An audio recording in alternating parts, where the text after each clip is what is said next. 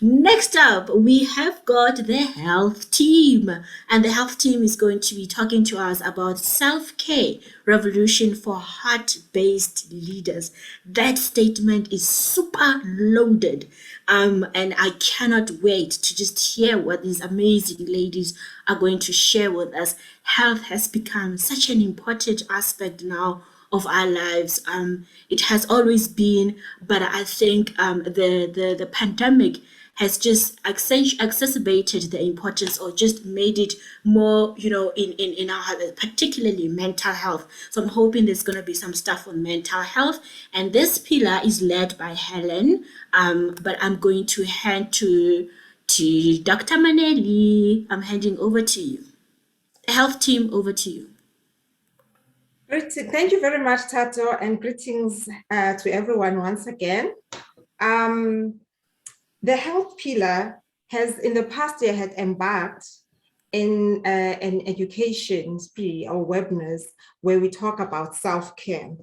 And this is in line with our mission, which is to develop and support local and global leaders to build health and harmony in critical times.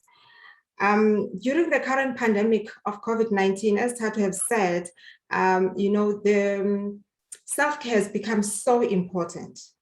It has become so much critical because the pandemic has brought so much. It has brought so many additional stresses, from people losing their loved ones to threatened mental health, economic strain with loss of livelihood. And so the health team held certain webinars where we tried to share some strategies on self-care, because as Female Wave of Change says, it provides a platform for women from all walks of life to come and be empowered and inspired to be change makers. We say, let's start with ourselves, because we're talking about fixing your own oxygen mask before tending to other people, realizing and remembering that self-care is not selfish, but it is about giving the best to the world. We kickstarted our webinars with the topic on nutrition, which was very important. And on this webinar, we were discouraging people from following fad diets, as these are not sustainable. And the restrictive nature of these diets can also be harmful for our health. And we therefore encourage people to rather follow a well-balanced diet. When you look at nutrition and immunity, this is becoming a most important thing, especially during this pandemic that we're facing at this time, that we eat to boost our immune systems. And a well-balanced and healthy eating habits are essential in enjoying good and healthy life. And research shows that, healthy diet that is less on sugar and fat is really good to sustain us, and very important during this time that we are dealing with COVID. And a healthy diet can decrease also the risk of getting, the diseases like your heart conditions, diabetes and obesity, which are also the leading in terms of increasing the risk of people from getting severe form of COVID-19. We also shared the importance of nutrition on mental health. We know that when people eat, a well diet, they actually also support their mental health. And from research, it has been shown that, well-balanced diet and healthy eating habits, they do minimize the symptoms of depression and anxiety. So we really encourage people to pay attention to what they eat and eat less of food that is going to create some health conditions. The next webinar, which was on sleep, with this webinar, we were actually trying to make sure that we inspire people to realize that, sleep is actually not an inconvenience. And sleep is actually not an illness that needs to be cured with caffeine. Rather, sleep is an investment to your health. We went through the importance of sleeping in terms of your immune system. You know, during when we are sleeping, there are certain parts of the brain that are activated and deactivated in order to support our immune system. Actually, people who are sleep deprived, they've also shown decrease in the natural killer cells, which are helpful in preventing cancer. So apart from predisposing you to infectious diseases, a lack of sleep or sleep deprivation can also predispose you to some form of cancers. And the link has been so tight that the WHO had declared any form of work that is a night shift as a possible carcinogen. And that's how serious it is, the deprivation of sleep. Sleep is also very good for our emotional and cognitive development and functioning. And this is why babies, they spend most of the time sleeping. So when we don't sleep, you can just think about just one day of sleep deprivation, how you feel. You become even more prone to accidents because of your poor judgment and also your increased reaction time. And you also, your memory is impaired. I mean, you would have put something here and you cannot even remember where you've put it if you didn't have. And basically, you just also you don't look good when you have not slept. It's also believed that there are toxins that accumulate in our brain throughout our wakefulness. So when we are awake, from the time we wake up, toxins accumulate. And it has been proven that these toxins, they actually also contribute to the development click on this.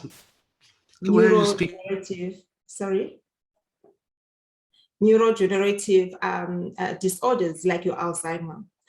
So if there's nothing else that really motivates you to take that sleep or have the sleep as required, please do sleep to avoid having the Alzheimer.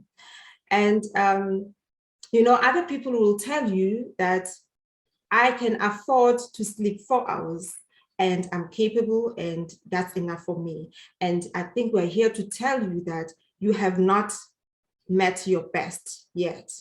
So if you think the 4 hours is enough for you, just remember that you can do better in terms of your cognitive functioning and your mental health if you can just sleep a little bit longer. So the point of this was to encourage people to sleep, and the normal hours of sleep is 7 to 9 hours. And I know a lot of people are going to think I could do a lot of things during that time, or I cannot sleep for that long. I have so much to do. We are here to tell you that any challenge or any situation that you have that is keeping you awake, just know that the solutions for that is on the other side of your sleep. If you can just allow yourself to sleep, you'll be better able to deal with the life's challenges.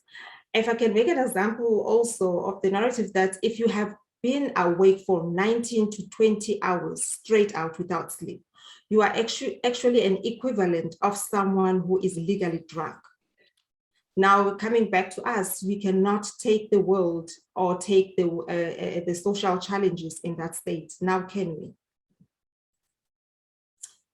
Next, on the webinar series that was led by Mohit, we talk about regular moderate exercise. And the message on this webinar was to start getting active and to start moving. And it doesn't matter what you do, as long as you are moving, as long as you are active, as long as your heart rate goes up. You don't need a gym membership. You don't need expensive machinery or equipment. You can start with what you have where you are. And just to prove that, we can also just have a look at the benefits of just walking. So really, we really don't have any excuses not to get started. We can just take a walk, and just by walking and not doing anything else, these are the things that you can do, that you can benefit from being active. It's mostly also important during this time of the pandemic again, where we're dealing with a lot of mental health.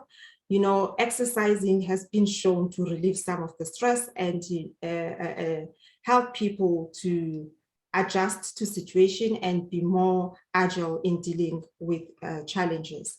So we really need to be sleeping. Sorry, to start exercising and be active. So when you are asked, where is your permanent home? Most people will refer to their residential homes. But first, before you have that home, there's a first and the most important home, and that is your own body. And this is the home that you're going to reside in as long as you live.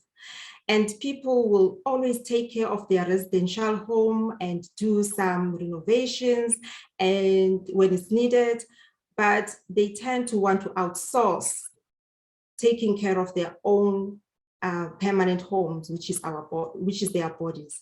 So we tend to give more power to our healthcare professionals to take care of this home with the presumptions that they know the body more than we do. But I'm here to tell you also, as a team, we're here to tell you that you actually know your body more than the healthcare professionals. On average, an individual sees a healthcare professional for 1 hour. And the rest of the 8,759 hours, you are responsible for your own health and you need to take good care of. You're the one who knows what are the aspirations, what are the dreams, what are the plans you still have for this permanent home to carry through. So you need to nourish this home. You need to get this home active. You need to service this home when it's needed. And all that, it is your own responsibility. And if you say, I am so busy, I have so many things to do on my plate, I have so many people to take care of, I am the change maker who needs to be making miracles out there in the world, all those efforts won't be sustainable if we don't take care of our permanent residence, which is our bodies. And ladies, as we think of what's going to be our next move towards taking better care of ourselves, I am going to hand over to Paula to give us more strategies on self-care. Thank you. Yes, thank you, Lunka. And with me, we are going to slow down, right? We live in a world today that is so incredibly fast-paced. We are constantly on the move. We rush from one activity to another. We tend to work more hours than ever before. And we also force ourselves to be involved in activities even when we are exhausted. And while, you know, it can be good to be busy, it can be really detrimental for ourselves when we are too busy, and this has a negative effect on our health and wellness. And many studies have been conducted recently and also, you know, years ago, showing that our brain needs a break every now and then. And studies have shown the effects of slowing down on athletes, for example, managers, musicians, and these studies have shown the benefits of vacation, meditation, time spent in parks, gardens, and other peaceful outdoor spaces. We've just heard the importance of having a good night's sleep, but also the importance of napping, unwinding while awake. And the results, some of the results of the benefits that slowing down produces are shown on this slide. So stress is reduced. Our physical health improves when we reduce stress. We'll also reduce the stress hormones like cortisol, for example, and adrenaline, and our, the whole system, the whole physical system slows down, and this produces a benefit effect on our physical health. We are more present when we slow down, and we tend to multitask, to do several things at the same time. And this, of course, increases the pace, increases the stress, and we are not present because our attention is scattered on thousands of different things. And when we are present, also our intimate relationships improve with our partners, with our children, with our dear ones. And when we are present, we enjoy life more. We also enjoy, we take the time to enjoy the natural beauty around us. There's more peace of mind and serenity. There's improved productivity, improved creativity, and also more focus. So these are some of the effects.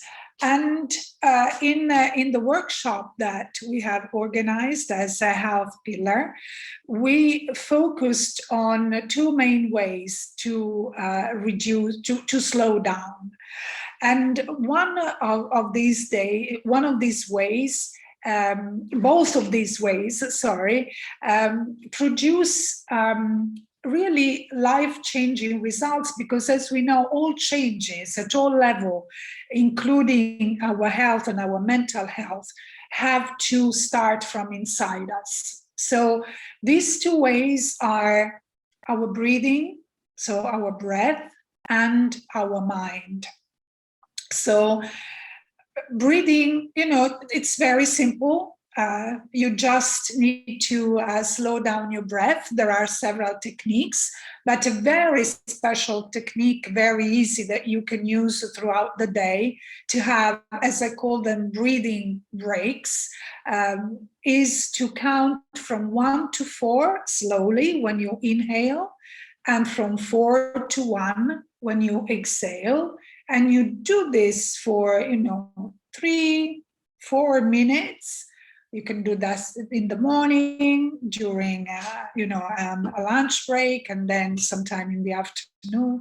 And this helps you, really slow down and rebalance your energy, reduce your stress level. And as I said, the whole physical system is positively affected by this slowing down. Breathing doesn't cost anything. It is something that we carry with us 24 hours a day. So let's practice mindful breathing to help us slow down. When we notice that we are accelerating too much, just take a moment, to breathe and slow down. And the other way is, with our mind. With our mind, when we take the time to pay attention to what is going on inside our mind. And if we become the observers of our mind, we realize that there are so many thoughts that go on, automatically, that contribute to that acceleration. So the awareness of what is going on in our mind is another important tool. And also, both these techniques help us to be in what is a free flow state. This is the extremely creative state when we get inside. These are the moments when we are doing something automatically, like taking a shower. So there's no particular hurry or particular thoughts that we need to go on, or when we are driving, or when we are gardening, or when we are taking a walk. These are the moments when we have the insights. So those ideas that are very useful in our life, both professional and personal. So let's practice breathing, and let's observe our thoughts. So we concluded this workshop by suggesting some simple activities that you can do to slow down. If you can show the last slide, Lumka. And here they are. So integrate breathing breaks during the day, put everything on your calendar so you know what you have to do, reduce your digital life, try to eat slowly, focus only on 3 major tasks a day, as I said, breathing and meditation breaks. Take stock also of how you connect with nature, and do not multitask, tend to unitask, and check regularly with your thoughts and your body. And let's learn to say no more often. So these were a few suggestions to help us slow down in our lives.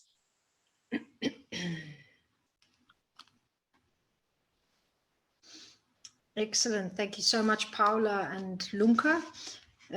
Been an amazing journey being on the health pillar for Female Wave of Change. And we move now to the following workshops that were again on the topic of self-care. And we had one presented by myself, Helen Argyrou, which was called Why Down is the New Up, really looking at a reinvention of stress management, really, with the preceding year being so challenging, so many of us struggling through many difficult uncertainties.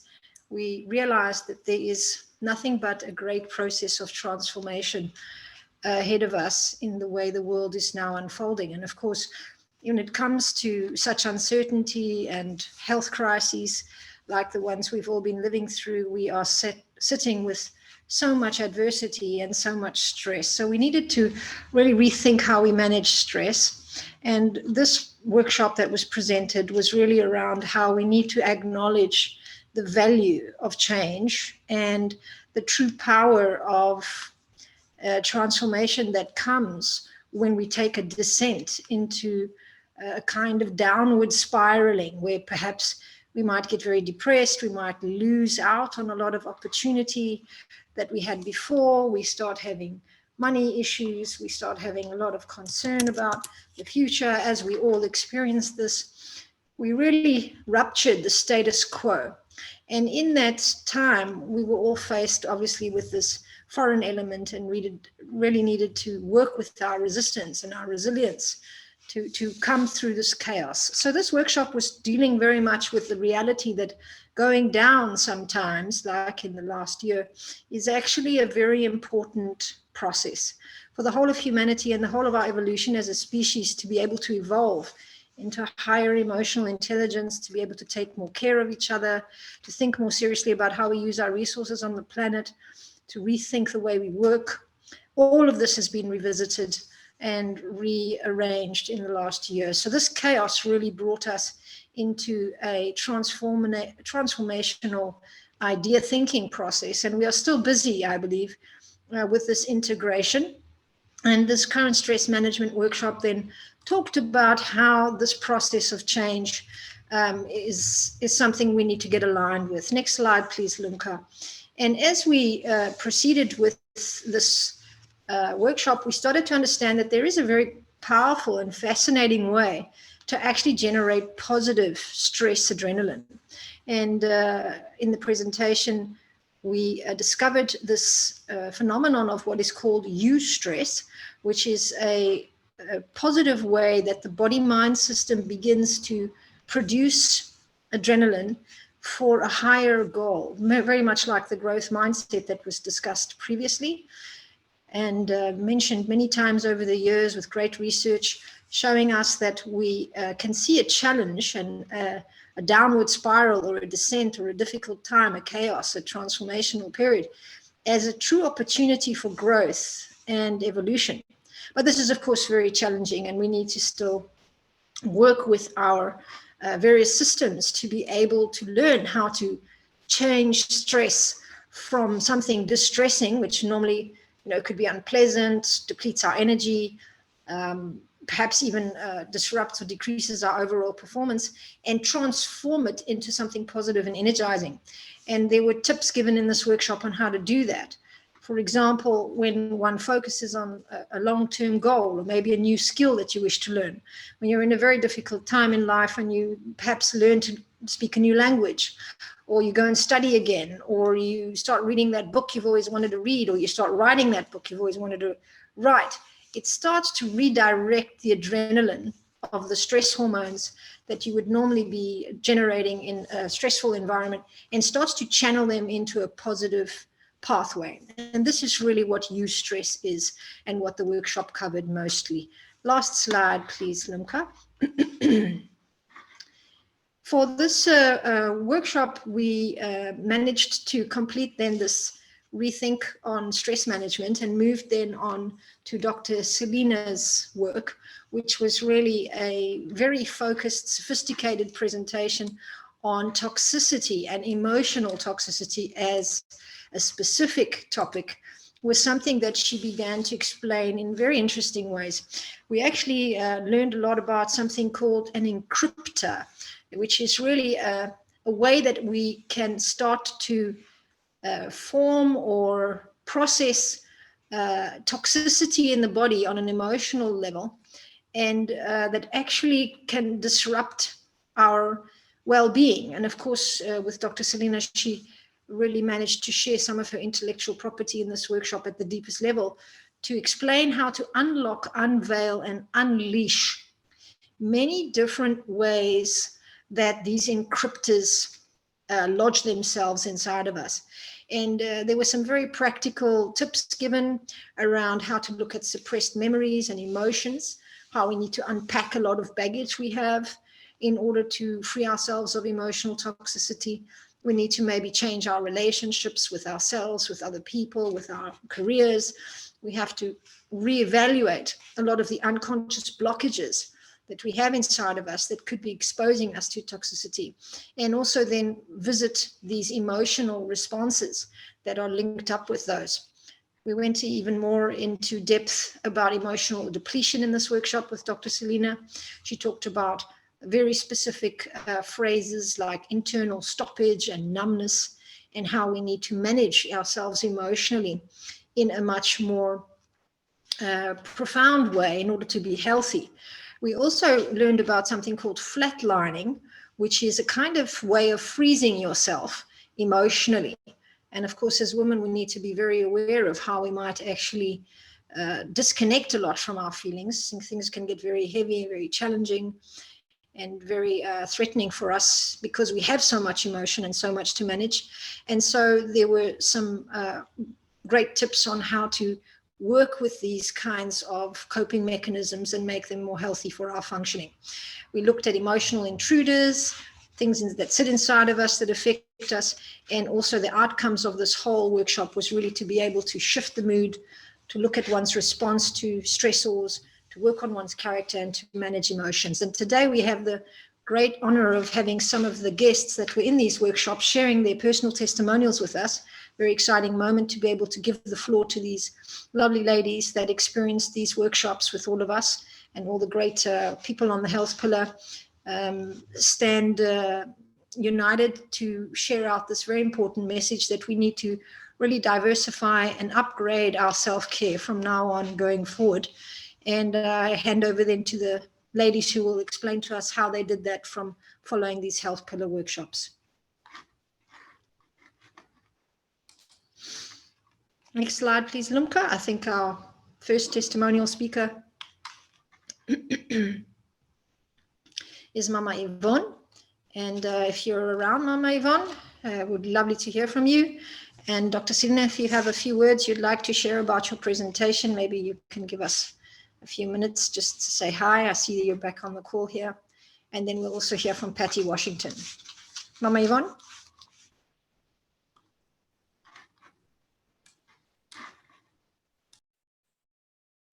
Thank you so much. I think it was, for me, it was an eye-opening and a life-changing opportunity. Thank God I attended all the sessions. All I can say that I have learned that we need to take it easy in life, because our health comes first, but also let us have a holistic approach. I enjoyed each and every moment, slowing down, learning how to manage stress better, And I think also getting to know that sleeping is not just getting into bed, it's a real sleep, what it means, but also my passion about the healing power of story and reading. So all I can say is that our health is our wealth. It's important to take care of ourselves. Thank you so much, Mama Yvonne. And to Patty Washington, what about your experience? Let us know your testimonial. Thanks so much for sharing. Hi, yeah, I went to the one ridding ourselves of emotional toxicity, and I think Dr. Spelling is amazing. She really walks her talk in female leadership. She talks from the heart, and not only does she do her research, but she lives it so much, and she's made her life so much better by what she has went through.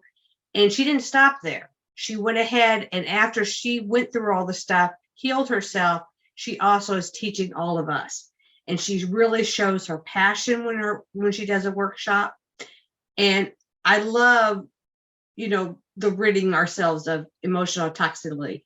I learned a lot, especially talking about our feelings, of our negativity beliefs and how that affects our body. She gives steps on healing, speak it, forgive it, renew it, and change it.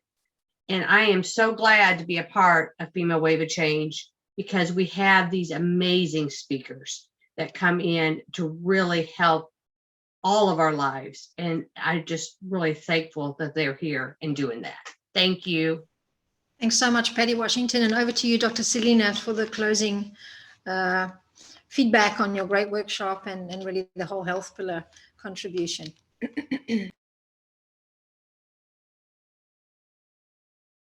Please unmute, I did. It was like I stupid. can't imagine a workshop or a group of women better than the women who are part of Female Wave of Change, who sat here and took hold of my work and made it a beautiful melody. Thank you for allowing me to be absent, because I had no internet. So I was trying to get in on various devices, and I kept getting in and shut out. So I want to thank all of you for having my back.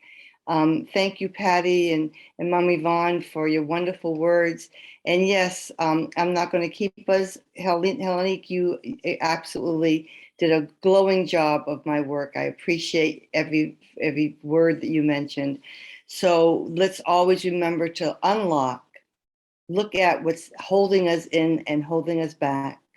Let's look at unveiling, to really confront it, piece it together, get those fragmentations into a planning for forgiveness and healing, and then unleash it. Find where the authentic us resides. So until another time, we can have these conversations again. Thank you and God bless. And I appreciate every single one of you.